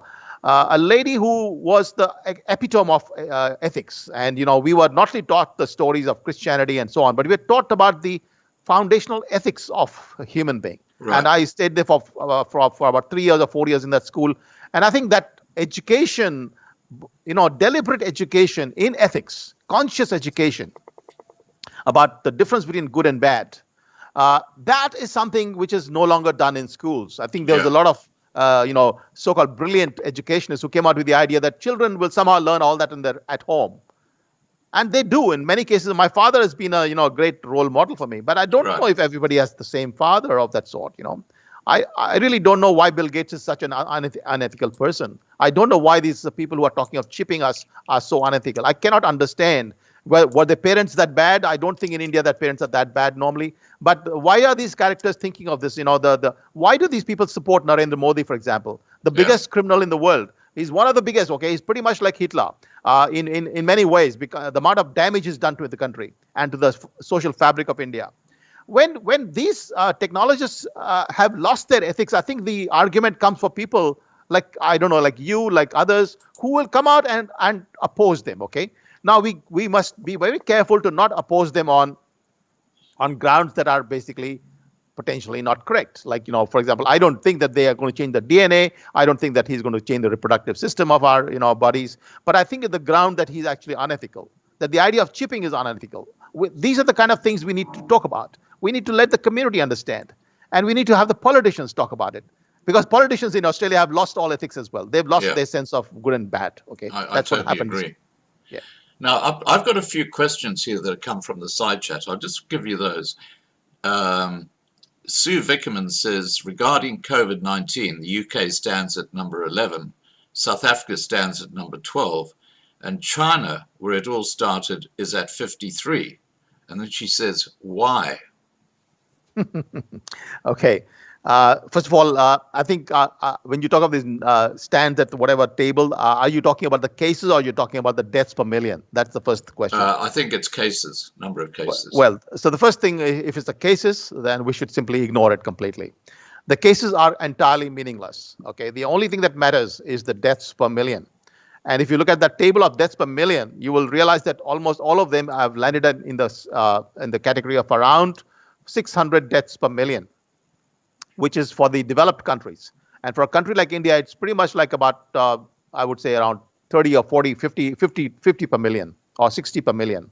Okay, it's a very small number for countries like India, right, which have got cross immunity. So for Western nations, there are two reasons that are causing them higher deaths. One of them is the fact that they've got a very large proportion of the elderly. The large proportion of their population is above the age of 65. Let me just say that. Comorbidities. Yeah, and they have the comorbidities, but that's the secondary factor. The first thing is that they have around 20% of their population is above the age of 60. Right. Now, if you are in India, for example, there's only about 5% people above the age of 60.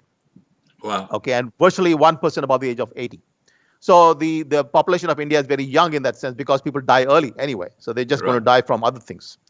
So when you have a population that's been basically looked after by the medical system and somehow made to go above the age of 80, which is very rare in most human beings. They're basically not all of them very healthy, okay? And at that stage, they're very vulnerable anyway. So we're talking about that group not being protected by the lockdowns, which is one of the arguments I make. So the lockdowns were focused on everybody, including the young who are not at all bothered by this virus. It's completely misdirected completely. And so rather than preventing deaths in the aged care centers, which is what most of the deaths were in the West, we actually had a lot of them out there dying. So these numbers that we see there are, so the first thing is the UK is a good example. I think it's about 600 or 700 now per million. Remember, this number is so small compared to the actual, say the numbers who die every year. Right. So I just want to give an example. 60 million people die every year. So we always look at the big picture first. I'm giving a very long-winded answer. Let me just go ahead. But it's important to understand the context. First of all, I said the cases are irrelevant because the cases, as you pointed out, and I think I agree, the cases are based on a thing called PCR test, which is completely suspect anyway. And the cases don't matter. How does it matter? Because you keep testing. You test my entire sister's family. Now, they were not very young. My sister's 58 or something. My brother-in-law is about 60. He's pretty much like my age. But they're not affected by this thing because they have the other immunity. So nothing happened to them. So you keep testing all these characters, you'll get the numbers of tests. And that reminds me that under all the guidance by World Health Organization, and by all the science, everywhere you read in the actual literature, which is what I read, testing is not recommended for a flu-like virus. Testing is not recommended because all they say is if you get an admission into a serious case, then they will do the testing if necessary. Okay, so this idea of testing is probably only benefiting, as you said, some of these companies. But it's not benefiting a society. They're just creating hysteria. Right. Now, but if you look at the actual deaths, you have a vast difference between the deaths of which occurred in the month of March and April and the deaths that are occurring today. Virtually almost no deaths happening, and Sweden I think is almost zero, close to zero now for the last 6 months. So the cases can increase, but the deaths are not. And so I think that's step one, to keep in mind that the deaths per million is important. Right. Now the other issue of China, I want to just touch upon it because I haven't thought through this very carefully, but I've got some initial thoughts. The initial thought is that the Wuhan area achieved herd immunity pretty early. This is all herd immunity, right? When everybody gets infected, then then the thing goes anyway. So Wuhan achieved herd immunity. Then the other one is that the virus is still there in China. They have not eradicated the virus, and so I suspect what they're doing in China is extreme measures, something like what's happening in Victoria, to somehow slow it down, or something that was like what's happening in New Zealand. New Zealand is a good example of a really stupid policy which they're basically shutting down the country from all inside people coming in and out, in order to keep the virus away. But what happens if the virus comes back? What are you going to do? So China is probably in that category now, that they've managed to somehow stop the virus in Wuhan because it already had herd immunity. They did these massive lockdowns. They really slowed it down. By the way, you can temporarily slow down with a lockdown.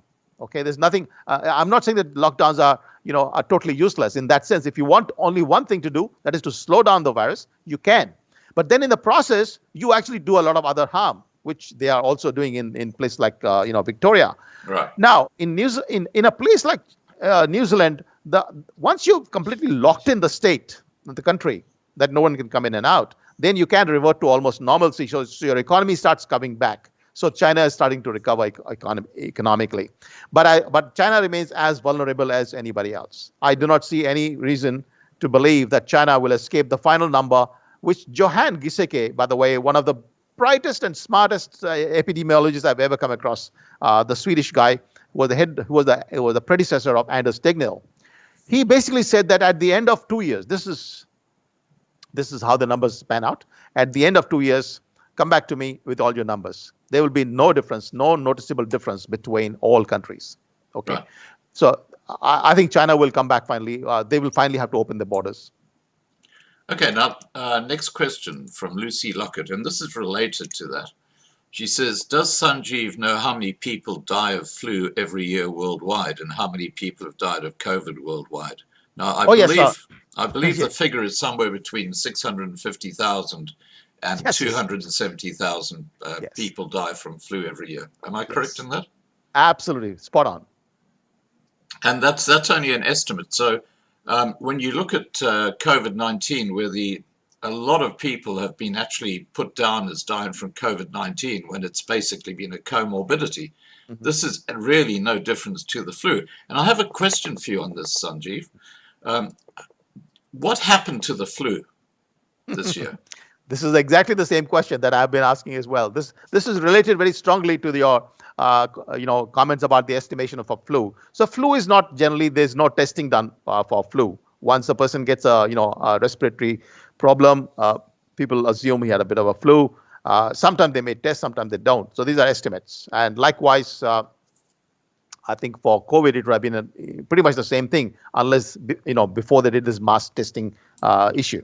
So what would have happened is, if there was no testing and all this, crisis, for flu, what happens as well, there is always a short period of time when the ICUs are stretched. You'll find across the entire world, in a peak season of the flu, there's a short period of about a week when everything gets stressed. Okay. Now, and if you look around yourself, you'll see all over the world, particularly in Victoria. Victoria is not a good example, but even in all over the world, like UK and so on, the ICUs were very, very rarely stretched. So you know that this is not a very serious disease, because the symptoms are very similar, okay, between a flu and COVID. And so the idea that you're potentially, because flu is estimated, you would have estimated this as flu potentially. So there's a lot of overlap.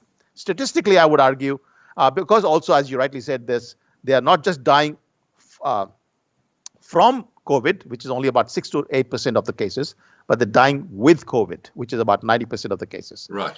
So therefore, the ones who are dying with COVID, then, by the way, all the ones with COVID, many of them have not been actually tested. But even if they were tested, it doesn't really mean much because the test is itself useless. So we're basically starting to see that this might be there might be a lot of overlap this year between what is normally called flu and what is called COVID this year. So statisticians will probably come out in the future and tell us, hey, this was not even a bad flu. This is just a normal flu. But look, at the moment, I'm telling everybody not to take that approach and to take a lot of precautions. It is a nasty thing. It can cause some long-term harm. I am taking all the precautions I can. So let's not undermine it, is what I say, because a thing that's not guaranteed and to be not very certain, let's take it a bit seriously. But at the end of the day, there's a very strong possibility that it might actually just be a bad statistics going on. Yeah. Now, Manuel Magro has asked, which authority, known or unknown, decided to react in such a way to destroy the world's economy? Who is behind this conspiracy? In your view, who do you think the buck stops with? I don't think it's a conspiracy. As I said, I'm not persuaded that there's a plan. I will be obviously looking for more research on that. I think it's just hysteria. Hysteria has happened many times in the past. It's not the first time. Okay, do you think if the media had actually treated this differently, I mentioned would have that. been different? Yeah. So in my book, which is The Great Hysteria and the Broken State, I've described this particular sequence in a full chapter. And the sequence goes, so I mentioned the media. Let me start with that point first, because it is important. In the past, I've looked at literature on the subject. Right. And the media in the past was very conservative, was very aware of its potential to create hysteria and panic in the society. And therefore, it always downplayed the flus and other things, even the Asian flu. The reporting was done in such a cautious manner that you'd find it in the third or fourth page rather than the front page. Right. Okay. That was, by the way, a conscious decision of the media. At that time, the media was taking its job seriously. It knew it had the power of amplification. If you amplify the fear, if you shout fire, nobody cares. You shout fire very loudly and everybody listens. Or it's more like that. So the media amplifies our messages. And so the media was very careful and socially responsible at that stage. But today, because the media is under great threat, and I've explained why, and I think all of us know that media is almost dying all over the world because no one's buying it. And therefore, they need eyeballs. For them, the eyeballs are the way to proceed. And so, the news channels, they want people to watch the YouTube replay and so on and so forth, which is what I did myself. I became an eyeball. I watched these guys in the month of March. And so the media found that the only way to get money is to create the hysteria. It's a very straightforward calculation. The more I create the panic, the more the people watch me, the more the money that I get. So then it's obvious that you have to create the hysteria so that you get the money. Okay, so this is all about money for the media. And so that's the media part. But the first part, though, how did it start? And I think all over the world, there was pretty sensible stuff going on till Italy copied the lockdowns. And there's now so much evidence about China having influenced Italy in a very big way to actually do the lockdowns. Italy would never have done the lockdowns. Italy had the same sensible ideas that all of us originally had. Right. But once Italy fell, it became easier to sell the lockdown idea to the world. So now, if you talk about who planned it, I would say China planned it. Okay, if there's a plan, there's a China. But basically, what China was doing was, because it was getting a lot of criticism across the world, if you remember, and the lockdowns were being rejected by all the scientists. In fact, if you look at the actual WHO statements and others, nobody supported it. So China wanted to show that it's doing the right thing, because then China was now under the dual problem. First, it had created the virus, I don't use the word created. The virus had come out in China for the first time, and then it had done the lockdowns, and so it had ruined its reputation completely across the world at that point in time. And so the one way to salvage its reputation was to pour a vast amount of money. And if you look at the reports on Twitter and what it did in China, it just poured money into promoting the lockdowns. Vast amounts of money in social media and other places. And that's probably the plan. If you call it a plan, that's China. And then, of course, we had the Neil Ferguson thing, and we had the whole sense of thing. And then everybody went hysterical. All these politicians, they've got no sense of their own. They don't have the big picture ethics in their mind. I think they're very low level, low caliber people. And so they all went berserk at the same time. And of course, you got the Director General of the World Health Organization. Oh, yes, that guy was thoroughly pocket. enjoying. He would love the whole West to collapse, and I think he really enjoying all this. Yeah. Now, Andreas Bernhardt has asked, what about the Chinese virologist who defected to the USA, who said the virus is made in a lab? Has anyone tried to verify her story? I have two questions on that. First of all, I haven't studied it because it's very hard for me to have so much time. Yeah. But the first question I have is the very challenge of creating such a virus. From the scientific perspective, the virus is a bloody small thing. Yeah, it's a really tiny. It's an extraordinary tiny piece of RNA. And so for us to have the ability to create a semi-living thing, so, it's like saying that we create life. Viruses are neither living nor dead. They're somewhere in between. But for us to have the ability as a human species to create something of that sort, and that too with a characteristic that we want, to me, it sounds like science fiction. Now, I may be wrong. We might have achieved that level of ingenuity, but I'm not proved. I'm not persuaded yet about that. Right. And so the idea that, then she comes out and all these claims she makes, I think they need a very independent verification before we agree with them. Right. Now, you just touched on a moment ago your book, The Great Hysteria and the Broken State. Please give us a quick rundown about what the book's all about, where people can buy it, because you've mentioned it's now out and about there. Yes. For example, can they get it on Amazon? Where do they search it for Amazon, etc.? Over to you. So the book was something which I had not intended to write, obviously, when I resigned on the 9th of September. Remember, it's only 1 month and 10 days since my resignation. And to have a book written at that period is like crazy, imagination. So I had no intention of writing a book, but I wrote this article in the Fin Review, and then I got this request virtually the next day from this publisher in Brisbane. And he says, hey, do you, we'd be happy for you to write a book about this. And I was thinking about this, do I have the time to write a book? But then I actually realized that I've written 17 articles on this topic in my Times of India blog, which I mentioned to you earlier. And I've done so much research on this issue from the scientific angle, the ethical angle, and other things that I probably could write a book. And so I took the challenge. I said, okay, I'll write the book. I'll do it in 2 weeks because otherwise it's pointless. If it doesn't help the people during this pandemic, then it's like, what am I doing? Wasting the time. So I will finish it in 2 weeks, the whole project. And I didn't have time to do the 2 weeks. So I only had 10 days of actual time.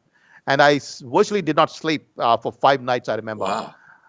And I wrote the book, and so it's out there. And the first thing happened is that it took so much time to do the cover design and other things. On the publisher side, it took another 5 days for it to reach the Kindle. So it's been on Kindle for more than a week now. And so Amazon is what I'm saying. So you can anybody can type in the name in Amazon and they'll get the book. It's actually a bestseller right now in Australia, so it's selling pretty well because I think people are starting to spread the word of mouth on that book. It's not been reviewed yet by any newspaper. It's just too new. And the print edition now is available as well. Booktopia or whatever that's called, and some other places as well are selling it. So that's all there as well for those who want to print. I think it's probably not reached all the booksellers. The print edition, by the way, was only finished yesterday. The first so print it's right run, hot off the press. Now, just so we get this totally clear, if people go to Amazon and search for The Great Hysteria and the Broken State, that'll pull up your book. Absolutely. Okay, that's probably, and that's the electronic version, so people That's can the electronic Kindle version, and there. the printed version is also available now with Booktopia, I think, and it's and delivered, the fixed price across the world, so that they've got a fixed price. It'll go anywhere in the world for that price. Okay, fantastic. Now you mentioned your blog. Where can people find your articles online? The Times of India. So they have to. I think the fastest way is to just type my name. I noticed that when I type my name, which I do, just to see what's being reported on my activity. So I find that my Times of India blog comes up on the top. Okay. Right. So it's called Seeing the Invisible. And that's based on the title of a book that I wrote for children on economics. By the way, that book is available free of cost for all children. I've written, and it's highly praised by the Nobel Prize winner Vernon Smith, who really thinks it's a good book. So yeah, Right. that book is available. I wrote for the sake of children all over the world. Like Bill Gates, if he read that book, he would not be what he is today. Right. Right. But that's the title also of my blog, and I've written a few hundred articles. I think a couple of hundred articles at least by now. Right. So, but that's mostly on India. As I said, my focus is almost entirely on India till this thing started. So Right. now I'm a bit, looking inward within Australia itself. Right. Okay, I've got a couple more questions here for you. Viking Boer has asked, please ask Sanjeev what does he know about South Africa being registered as a company and as such registered with the New World Order regime who manipulate and control governments. Now, I'll tell you, have you heard about this? I'm sorry, I have no clue about this. Well, I can tell you this is not a conspiracy theory. I've actually checked this out. And I've got a video about this, and it's very disturbing. What's it called? The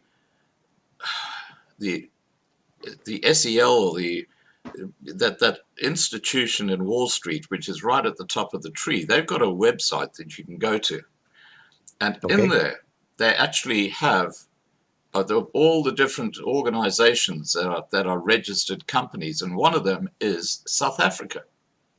It's actually a registered company on Wall Street, and this is where the conspiracy theory becomes very, very disturbing. You know that in Washington, D.C., just near the White House, there's a large area that is owned by the Rothschilds. And in fact, the same like the City of London, where you've got that square mile, which is owned by the bankers. Yeah, I'm sure. Yeah. Now, the area where the embassies are, in America, including the South African embassy as an example, is on Rothschild land. And the address given for the actual company that's registered in Wall Street is the embassy in Washington, D.C. on Rothschild land. Now, the same applies to, I think, if you did your own search for Australia, what is the name? I know it starts with S. It's a 3-letter. I should know it. It's good. I'm having a bit of a brain fart at the moment. That's okay. But I think it's the SEL. But anyway, on there it actually gives the addresses of the postal address for the company, which is at this South African embassy in Washington, D.C., as I say, on the land owned by the Rothschilds. It is a very, very concerning thing, because if South Africa is a company, then what are we as citizens of a country that's actually a company? Are we just assets? I mean, that's a question. Look, this is something news to me. So feel free to send me the stuff, and I might. I'll take it on notice, because I first of all, it sounds like pretty unbelievable that a sovereign country can somehow become a company. But if it has, then I think the world needs to know. Yeah. Yeah. Well, look, I will certainly send you. I've got the video, and on that video below, I've actually got links where you can actually go to the to their webpage, and you'll see it, and you can go and check out where the postal address is. It's just quite extraordinary. Sure. Anyway, let's continue. So I hope that answers your question, Viking Boer. Now, okay, Marlena said Ireland has just ordered a full national lockdown at maximum level 5 restrictions for the next 6 weeks. Were you aware of that? I'm aware of this craziness spreading. It's like I'm not aware of this particular one, but I'm aware of this whole thing going on in different parts of the world at different stages. Yeah. Right. And the final question I've got from people in the side chat is from Marsha Lindhorst. And she says, please ask whether the theory the virus was made to destroy the United States economy is true or not. Look, as I said, I've addressed this to an extent by questioning the validity of a claim that it was invented at all. So we will need a lot of scientists to tell us whether we have the ability to actually create a virus, whether we have the ability to create a virus that actually has specific characteristics. Like, if we did create a virus, then maybe the evil scientists would create a virus that's worse than the Spanish flu, which decimate everybody, let's say, if they were against us. So the fact that it's such a harmless little fellow in the end compared to what was originally thought, I'm not saying it's harmless. As I said, it's a nasty virus, but it's nothing in the category of Spanish flu. And so if there were people deliberately doing this thing, then we would wonder what's going on inside their mind, whether they have the capacity. So as I said, that's the question I'm not yet sure of. The second part about the American economy, I think that American thing went crazy because they were listening to this mad guy called Anthony Fauci. Now, Anthony Fauci is probably the worst scientist they could have imagined, in terms of getting someone to support them in this kind of a crisis. So there's a guy called Scott Atlas who's supporting Trump at the moment, but they got Anthony Fauci initially. And Fauci is the deadliest, most dangerous criminal of the highest order in terms of the kind of advice he's provided. A good example I'll give you. He went and he was going around advocating lockdowns everywhere. Okay, he's a crazy man. And so he went to the governor of South Dakota, who said on the video I listened to her, he said that Anthony Fauci told her that if she did not do the lockdowns, there would be 10,000 beds needed at a given point in time in the hospitals for her in her state. 10,000 beds. Wow. And then she says, well, I never locked down because I didn't agree with him. And the maximum I ever had on a given day was 200. Okay. So what we're saying is Anthony Fauci was the criminal in addition to that the Ted Ross character, in addition to not the criminal, but the kind of just confused man, the Neil Ferguson. But these people who are actively advocating lockdowns, advocating the mandatory mask, even though Anthony Fauci has clearly shown himself in the past that masks don't work outdoors in any case. So we have these people who are allegedly scientists. So USA was very unlucky. And Trump was very unlucky because he doesn't have the science background that I have, or that he needed. Because as a leader, you actually need a wide range of knowledge in order to assess the quality of what you're being told. Because he didn't know he didn't have the understanding of how the human body works and so on and so forth. He probably didn't ask the questions. He just took Anthony Fauci at face value. And so Trump, unfortunately, remained confused throughout this pandemic. And he should have gone dead against the lockdowns right now from the day one, saying that they are both unconstitutional, unscientific, and dangerous for America. And we should simply focus on preventing the elderly, from catching this virus. Right. So it is a policy failure of America rather than some plan. Right. Now, we've been going for nearly 2 hours, and I really appreciate your time. Time flies when you're having fun, doesn't it? Now, just in wrapping up, is there anything that I haven't covered that you'd like to cover? Well, I think you've covered the whole lot, and the summary message, which I gave in the morning yesterday to the Sunrise television program in Channel 7, just 2 points to make. Go ahead. First is people should simply look at the data themselves, and they will find that themselves. I said, everybody, we need to unscare people one person at a time. It's very easy to scare everybody, but to unscare, it requires one person at a time. Okay, so everybody who's listening should read the data, understand the data, and therefore bring themselves back to normal, number one. Number two, they should of course take the right precautions. And number two, we must all organize together across the entire world to fight these illegal lockdowns, which are a crime against humanity. I'm writing a petition to the International Criminal Court as we speak. I'm trying to draft a petition. Anybody who wishes to participate in that petition have some special knowledge or whatever, please join me, because I'm inviting everybody, because we'll all go to the International Criminal Court and get this declared as a crime against humanity and have as many of these leaders behind the bars as possible in our lifetime. And so that's the number two step. And finally, we should make sure, and that's the third part of my book, I've got steps for making sure that this doesn't happen again. That's another part of so this is a long project, ahead of us. It's not the end of the journey, it's the beginning. Well, I can see that you are absolutely determined to see this through. And I just got to say once again, I really take my hat off to you, because you're a man of integrity, and that just shines through. Thank you. And guys, if you want to get Sanjeev's book, Remember, it's called The Great Hysteria and the Broken State. And if you want to search on Sanjeev's name so you can see his blogs, it's Sanjeev, S-A-N-J-E-E-V, and then Sabhlok, which is S-A-B-H-L-O-K. And you'll see that name below this video anyway. So do a search on that in Google to see his blogs in the Times of India. And again, if you want to get his book, you can buy it electronically through Amazon. All right, now I'm going to wrap up this live stream, Sanjeev. I'm going to just hand over to you just to give a message to people and on anything you'd like to talk about, and then we'll shut down the live stream. Back to you. I think I'm done. Basically, I've said, Okay. I've summarized my 3 main points. Yeah, Get okay. back to get real, fight these illegal lockdowns, and make sure that this thing never happens again. Okay, fantastic. All right, guys, look, we still got a huge number of people watching. Thank you guys for joining us tonight, South African time. And as Sanjeev will know, it's now nearly 7 o'clock in the morning in Victoria, and it's nearly 6 o'clock in the morning here in Brisbane.